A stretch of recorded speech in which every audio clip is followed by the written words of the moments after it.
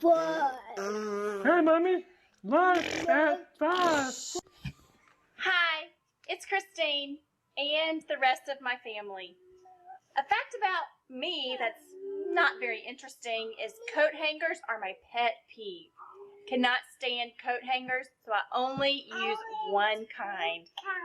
So, here we all are saying we hope you have a great evening, and we are sending you over to our friends at Live at 5. Have a good one.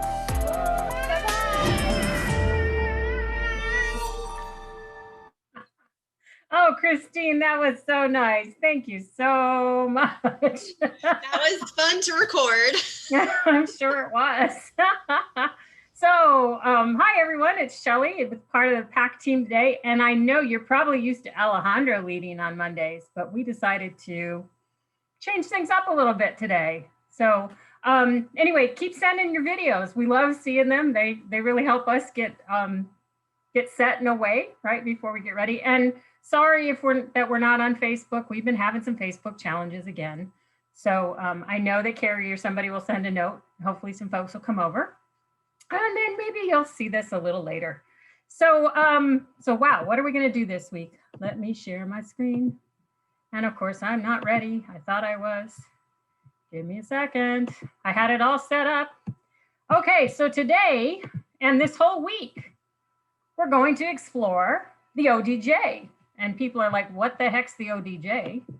Well, it's our online dementia journal. So we thought we would talk this week about some of our favorite articles from the latest journal.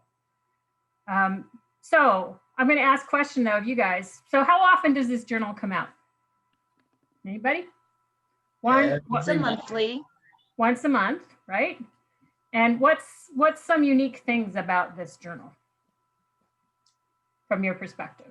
Oh, the utility, I think. The thing I hear from all of my nursing staff in senior services is that they print it out, they hand it out to their friends.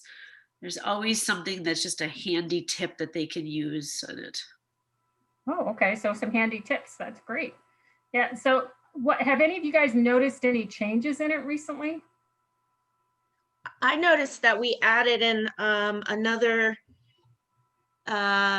article space for people to get involved who are from the community. We have a core team member, Lauren, who monthly has been writing an article, Lauren with the Side of Louis, but now we have a space for care partners to share an article. So one of the things we do with our journal is we modify it based on, I'm going to stop the share, modify it based on the needs that we hear from people in our audience, right? So we've added a lot of corners this year too. We have a spirituality corner, we have a consultants corner, we've got an artistic corner that Catherine oversees. So lots of different things to hopefully get anybody excited about it and reading something. So I thought I would share something from the artistic corner this week. And the article I'm going to share, and I have to find it here just a second. Let me go back to my screen. Where is it? That's why I had the PowerPoint open before. Let's see if it changed. Can you guys see the screen? Struggling to connect during the pandemic? Okay, so I chose Mary Sue's, and Mary Sue's been writing for us forever. So she always does something interesting. And this time was, how do you connect during this pandemic, right? When we can't get in to see people and all of this kind of thing. So her article is all about a singing phone call as a way to connect with someone you love. So I want to try that. Only we're going to have a singing video. If Catherine's willing to play with me. Okay. Sure.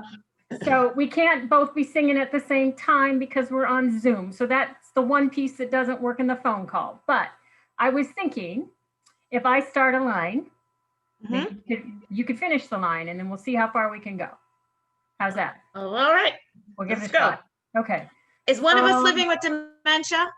What? Or is this just us playing, or is one of us living with dementia?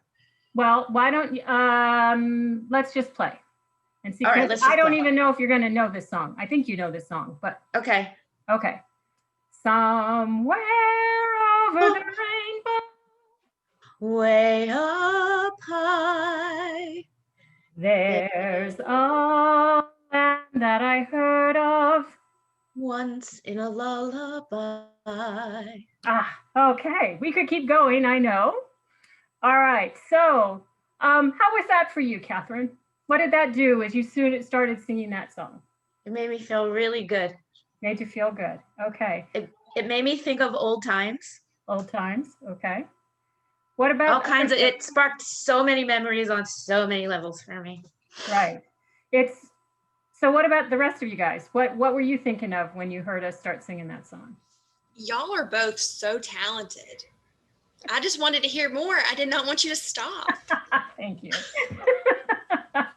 But did that song evoke any memories? I was thinking more of the person that I know that really likes that movie and the characters, and they would know that song, because I was going to sing something very different than when Catherine started. I think it would have the same tune, but definitely different words. But figuring out, for me, it was more like, ooh, the person I would do this with would be blank. So. Okay, cool.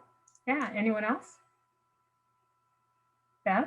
I guess I was just focusing so much on you guys and watching how you could see the moment where it's not like it was a hard test or something, but you could see the moment. It was two phrases of the song that you sang, and by the first phrase, Catherine had it and she wanted to jump in.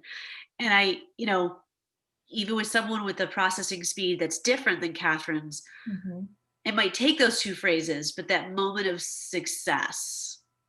Right. Is what I saw, which was kind of neat. That's cool.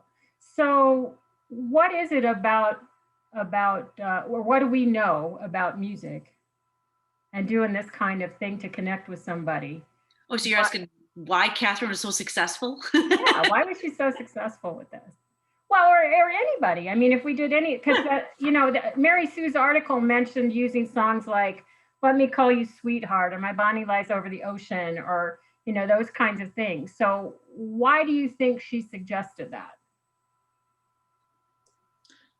Well, I think those are tunes that are probably familiar from people's adolescence at this point, or some other, could be potential, I don't know, wedding. I mean, this song I think could be like tied to a very emotional memory as well for lots of people.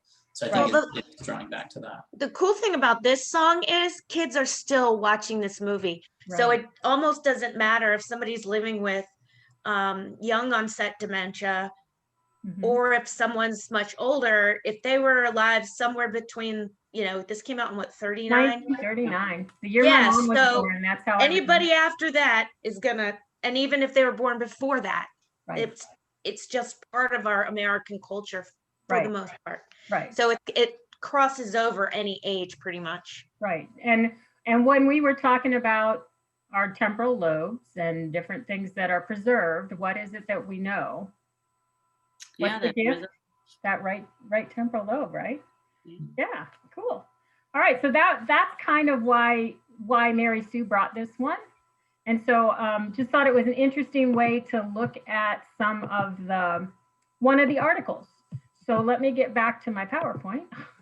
As you're doing that, Shelley, bringing that up, I love the fact that, for song and even over the phone, when language is changing, like we talked about that right and left temporal lobe, the neat thing about, that singing phone call, it feels like for me, it's not just for the person living with dementia. It feels like this is such a wonderful moment of connection for the care partner as well. So hard to figure out how we're going to engage with somebody in a pandemic. And when I can't be with them and do the normal things I would do in my visits. And I really think we all immediately go to, how does this support the person living with dementia? And we forget sometimes that all of us have brain change in any given moment. And it's just so supportive both ways, it's just. Right. And the other thing that came to my mind when I read this article was like, wow, when all else fails and I don't know what to talk about, I can always find a song. Right. And Right, it doesn't matter and- how good we are. Right, and it doesn't matter if you sing professionally like Catherine and I do or other people. It's just whatever, right? It just brings it all together. So Shelley, that's- one of my best memories of singing with somebody in a long-term care community is walking down the hall, and I started to sing with her, and she turned to me, she says, "Oh, honey, you should not sing." And she was able to take over the song, and we were singing, and she was laughing at my singing, and it was such a wonderful memory and such a great moment. So you don't have to be a great singer, like I said. I love that. Cool. So that's just kind of one experience that you might have from an article in the journal. So I'll see what the rest of the team comes up with the rest of this week. I did want to talk about a couple of things that we have this week.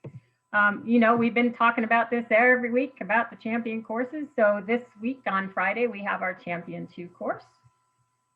And Carrie's putting links actually in the chat. She's put in a link to the journal, the September journal, and this. And then I also wanted to mention that Ask Teepa Anything is coming next Wednesday from 7 to 8:30 p.m. Eastern Time. And I think that was all I put. Oh, of course I put the conference, but you guys are going to hear lots more about the conference in the next couple weeks.